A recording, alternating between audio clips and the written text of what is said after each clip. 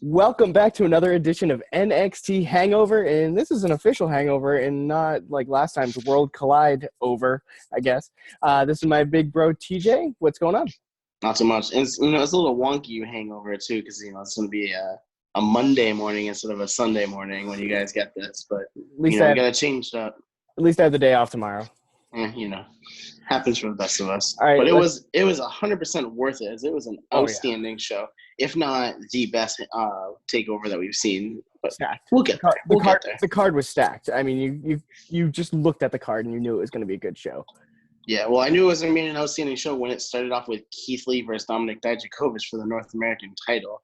I was pleasantly surprised that was the first match. It was not the one that I predicted would be the first, but it definitely set the table. I think I saw our boy JC said, "How can you start this with that?" Like you completely set the table with a high bar. Oh yeah, and I mean, Keith Lee is a freak, and Dijak. I'm just going to call him Dijak because that's what he is. He's a freak too. So like some of the moves that they were doing, like the Dijak springboard to the outside onto the chair, it was unreal. Keith Lee did a hurricanrana, for Christ's sake. I mean, that no man that size should be doing that. Same with they did a top rope avalanche Spanish fly. Like people that size should not be doing things like that. I know. One thing to point out in that one, there's not one super kick or a suicide dive in the entire match. No, it was big. They were big boots. No, I think there was a suicide dive by Dijak. I don't count that. He does like that flip. Uh-huh. It wasn't a dive. It was like a flip, a senton. It was not a suicide dive. It was a flippy dippy. Yep, flippy dippy, but no super kicks, none of that.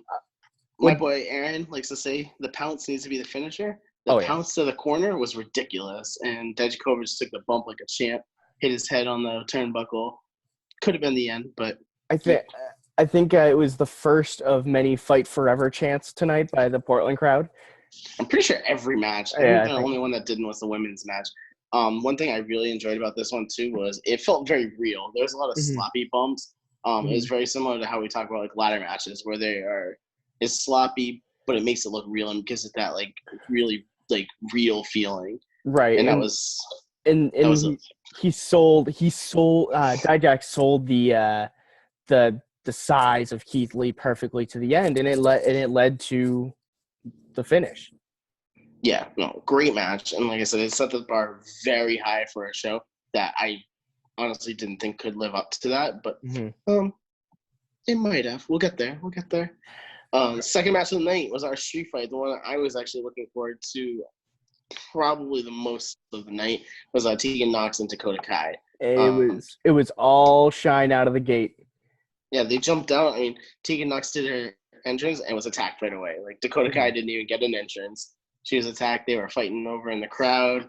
It was just a battle from the get-go. Low key highlight of that match was Dakota Kai's shirt on the back. It was her kicking Tegan Nox in the head. So yeah, it looked like it got airbrushed in a touristy Walmart down here in Florida. But I mean, it very well could have. I mean, that's where they all live. Maybe when I'm down there for WrestleMania, I'll come get one of me kicking you in the head. Yeah, that sounds like a plan. Some unique weapons in this match that I noted. We had a cricket bat. I think it was the first time I've seen a cricket bat in a WWE match.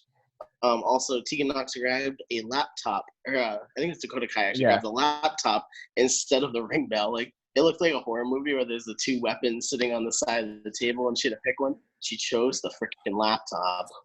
Laptop. Not the ring bell. We'll get there.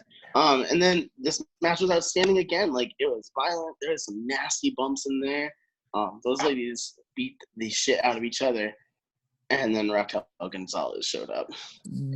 Probably the one black eye on the night for me is why. I mean, I'm sure we'll find out why later, but like, well, I don't know. So there's another podcast I listened to, and they tweeted out like it was a very AEW debut for Raquel Gonzalez. It was like, who is that? It's Raquel Gonzalez. And I was like, I mean, I knew who it was in a way because she was Reina Gonzalez in the Mae Young Classic, and she had a few jobber matches as Reina Gonzalez. But she's not that. I mean, who knows? She could have gotten better. I mean, that's what the PC does. But she was not that great of a wrestler from the get-go. So We'll see how she is or what she's going to do. She might just be like Dakota Kai's bodyguard for all we know. Which is fine. I mean, she's a big body, so like, hey, I mean, Ugh. yeah. Dakota Kai looked like she was confused. So yeah, I mean, we'll see. I mean, she could very well be like Dakota Kai's Diesel, and Dakota Kai could start making her run up for the NXT Championship soon. hey, I take Who it. knows? So next up was the match that I thought was going to start this show, and another match that was an outstanding one was Johnny Gargano versus Finn Balor, the Prince. So the guy that I watched it with tonight jokingly said, "Hey, Johnny Gargano has Finn Balor on his trunks." It was Carnage, and it kind of looked like that way. This one was storytelling at its finest. Though. Mm-hmm. It started off a lot of submission holds, a lot of they were holding each other and beating each other out of the submission holds instead of just kind of lying in there. It looked like a real fight, and I thought that was really great.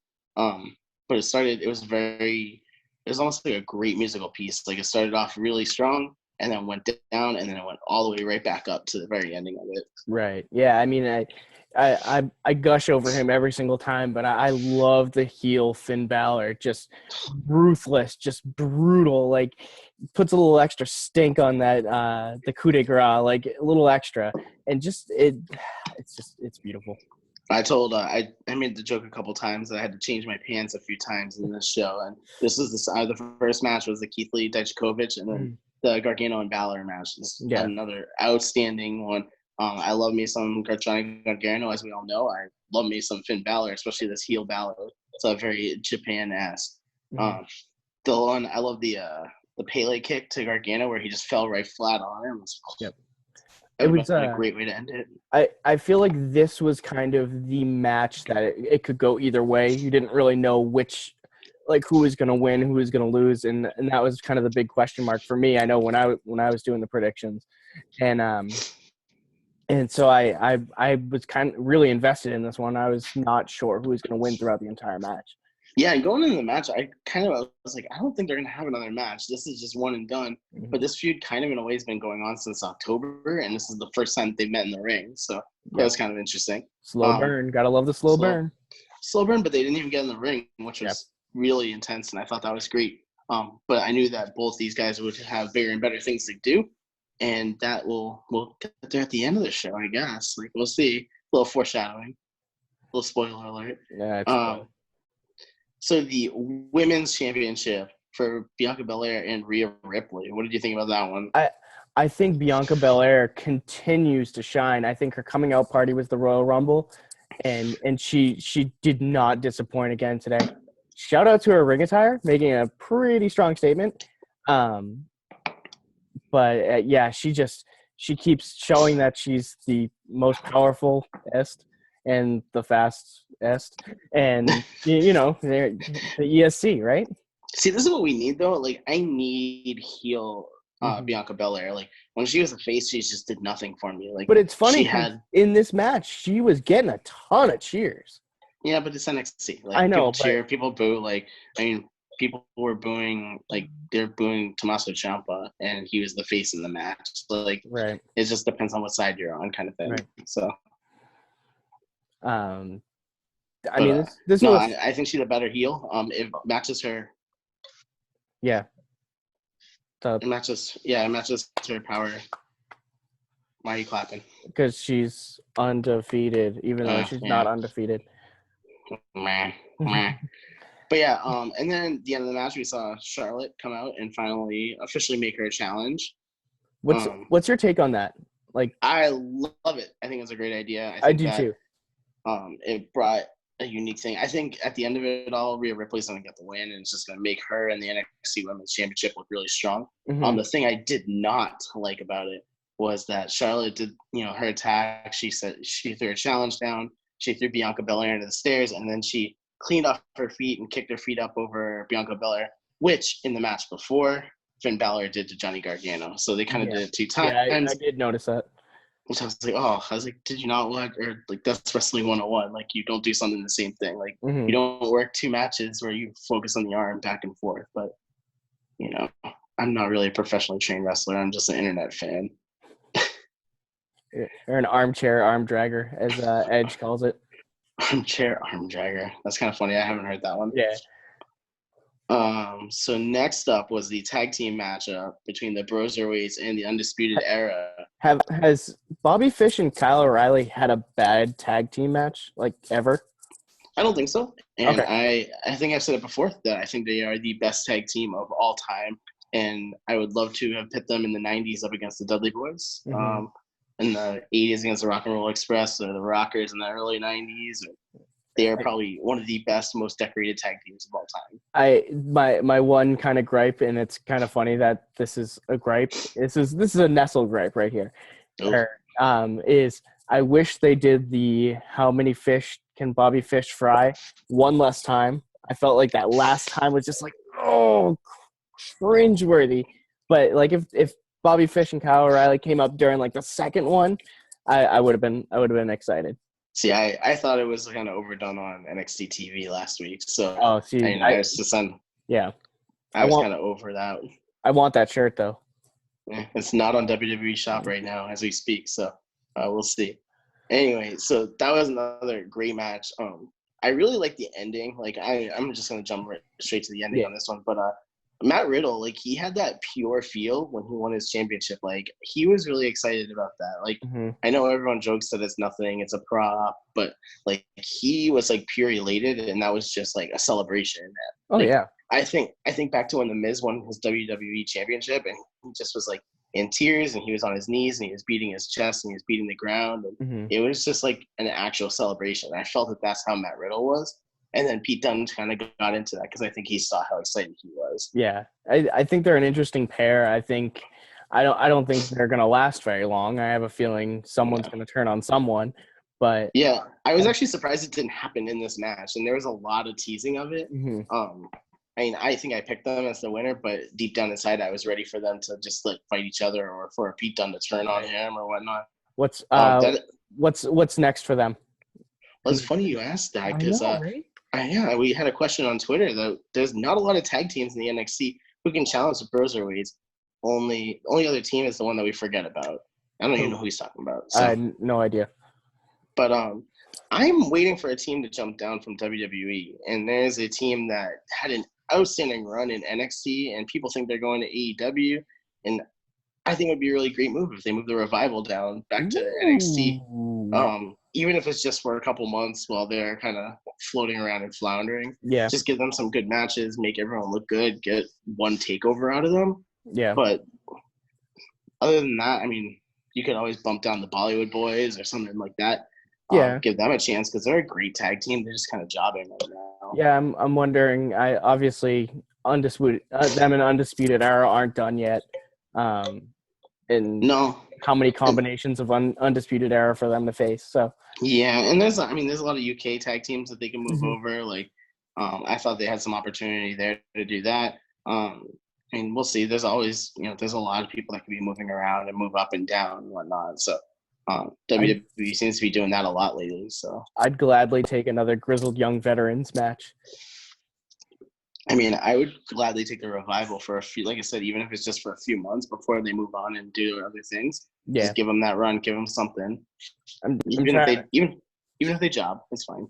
Other than them, I don't think there's another team that like could get bumped down because I mean, Fandango's hurt, so they're not going to do the fashion route. Just release Fandango and let Tyler Breeze do his 205 Live thing because he's actually good there. Yeah. Yeah, I went there. Sorry. I'm trying to think. Is there another tag team that's kind of coming up soon? But I don't see anything. Yeah, who knows? We'll see. Right. So next up was the main event: Tommaso Ciampa versus the champion Adam Cole. Bye. What did you think about that one? I loved like the one-upmanship throughout the entire match, especially in the early goings. And then there was lots of false finishes, which I was expecting. And then once you saw Undisputed Era come down, I was kind of like, oh, Ciampa's going to win this. He's going to overcome the odds and win this. But I did not foresee the finish at all. It kind of was what in our fantasy booking, like I had said that I thought it was going to be Ciampa and Gargano at WrestleMania. I kind of thought it would be for the championship. I was waiting for it to be flip-flop from the Royal Rumble a few years back where Ciampa actually wins again, and then Gargano comes out to celebrate and then throws him against, or I think it was Takeover Chicago. Yeah. Went before Ciampa got hurt. And then they're celebrating, and then he throws him in the wall, and it's just flip-flop from there. I was expecting something similar to that. But it'll be okay. Like, I mean, there's still a lot of time. He could get the championship. It could still be for the title. It could just be another grudge match. But during that match, it was brutal watching Ciampa though. Like, you could see some of the hits going against the neck, and it was just like, oh yeah. God. Adam Cole is just money though. Like, he continues to be. I think he's the best wrestler in wrestling right now. Like, I don't care. You can try and tell me it's Kenny Omega, but it is Adam Cole right now. Disagree with me. I don't care. I don't watch AEW. I'm admitting it. I loved at the beginning of the match when he was doing his Adam Cole baby, and you see Tommaso Ciampa just lurking right behind him. Yeah, he was right there.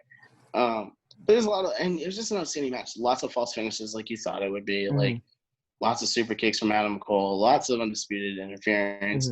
But even before the schmoz at the end, like, it was a great match.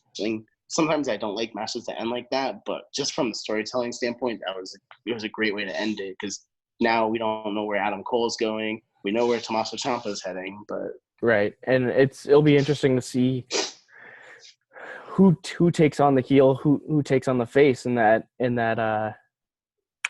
feud, because I don't love Gargano as a heel. Yeah, we'll see. I mean, like, it's going to be truly just NXT crowd divided in that one. I think Gargano will play the heel, and it'll be interesting to see why he did what he did. And I'm looking forward to that explanation, because, Johnny's got some explaining to do, because that was, kind of out of the nowhere, but we shall see. What was your match of the night? I might go Broserweights versus Undisputed Era. Oh, interesting decision. My choice was a no-brainer. It was Keith Lee versus Dominik Dijakovic. Those two have won me over since last year when they started this feud. Every single match was money. And then this one it was, the cherry on top. Like, I don't think they had a match on a TakeOver. I think they were supposed to be a pre-show, and that was when they got hurt. Yeah. So this was a great one for them to finally show off and get their spotlight.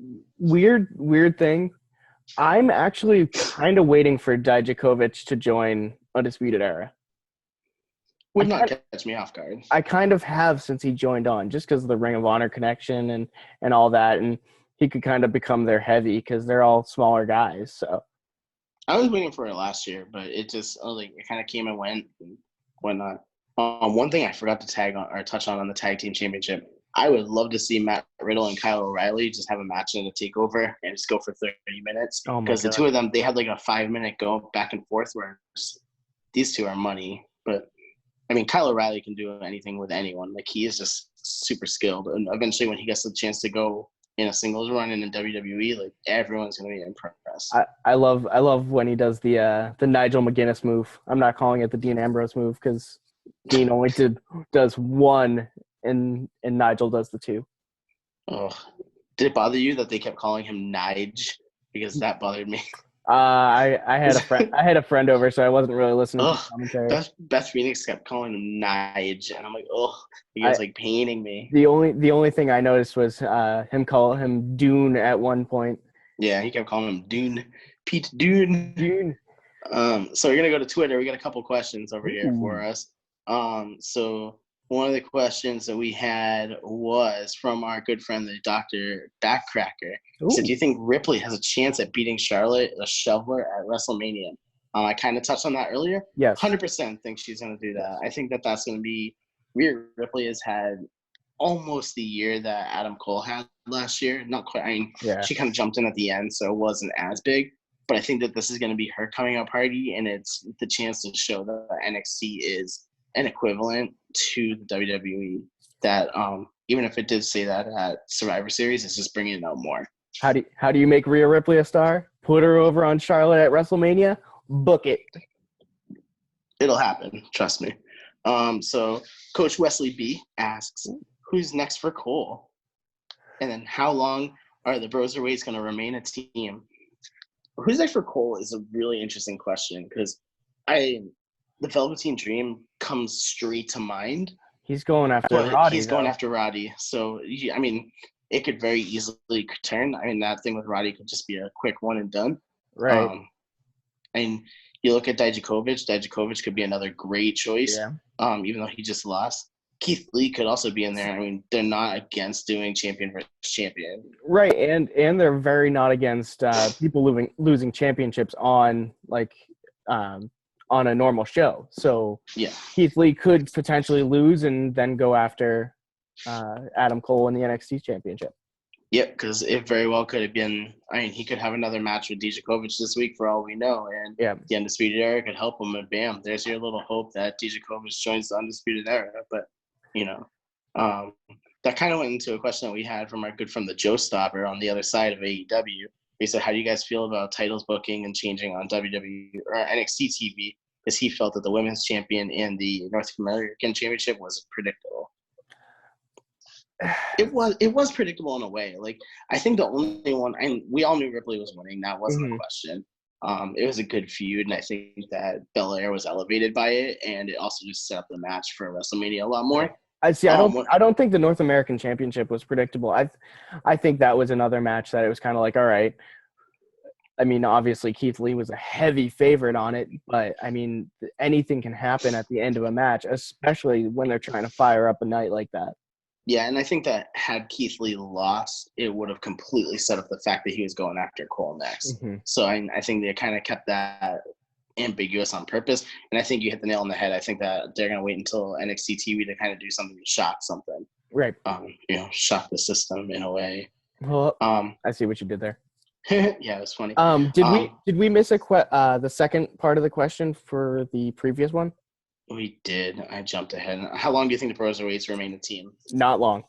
No, like I said, I think that they're either going to drop it soon to who I don't know, and that doesn't answer JC's question earlier, but I think that they're going to end up having a feud this summer at the Takeover of Survivor or Takeover at SummerSlam. I mean, we'll see though. It's gonna be a good match though when they do break up. I mean, Pete Dunne easily can be the top heel of the company at any point. He's due, and I think that I don't like him as a face, I guess is the best way. But I mean, he's just kind of like there. Yeah. He's kind of funny with Pete with Matt Riddle. He's just kind of indifferent. He's just like, oh, okay. So, and then, do you have any final thoughts? So we don't have another takeover until WrestleMania weekend, right? No, sir. We are in cruise control up until then. WrestleMania, we'll have a live hangover, recorded live from Jobberknocker Studio South down here as DQ is making his trip down here to sunny Davenport, Florida, so we can go to WrestleMania. Yeah, I know. We'll be in a whole room together to film this hangover. It'll be good times. That's terrifying for everyone involved. Yeah, but I mean, there's a lot. I mean, it's only a month and a half, so there's still time to get something done for you in NXT. And I think that there's a lot of opportunity and a lot of question marks still. So I think the interesting thing for that weekend is how is Takeover gonna? Well, I mean, if you have Ciampa versus Gargano. That's your main event anyway. So I was gonna say, how is it gonna survive without the championship being defended on Takeover, because it's gonna be defended at WrestleMania. Is that official yet? I believe it's been official. I've heard it a couple times, and I know that JC said it on the pod this week, but I didn't know if it was official or if it was just a Meltzer rumor. Well, I mean, if it is, you take it for what it's worth, right? As long as it's Adam Cole carrying it, it can completely justify that. And if it's Adam Cole and Velveteen Dream, I'm gonna have to bring an extra pair of pants to WrestleMania, because that's gonna be like a dream come true. Oh dear. No, well, it happens. So it's that time to socialize the show. You can go and check out jobberknocker.com. What? No, I'm just. Oh, you're making sure I'm gonna. I'm gonna do it right. Yeah. Don't worry, man. I got notes. I'm not like you. I don't forget people. So jobberknocker.com is where you can find all the articles and everything on there. You can listen to the main show, the podcast, on iTunes, Google, Spotify, Stitcher, Anchor, YouTube. Got it. And you can follow us all on Twitter at Jobberknocker, at Nestlemania, at JCoftheJK, at BillyD2411, at DQ of the JK, at Ray of the JK, at Joe Polly 47, at the Real Deal B Cox. I'm at TJ of the JK. Can we talk about how you look like Sheamus right now? By the way, like it's really bad. Except for you probably don't have the you know, no, I got you nothing. definitely don't have the spiky hair. I got nothing. What a damn shame. I take that as a compliment. He is a handsome young gentleman. You're probably as white as he is as if you took off your shirt, but please don't do that. Here, All right, well, folks, we hope you get some PDLA, clear up that hangover. We will see you in a couple of months after NXT Takeover at Tampa. I am TJ. This is Dan, and we're out. How you doing? It's definitely going to be a hangover. Hold on. I did the wrong view. It was. Welcome back to another edition.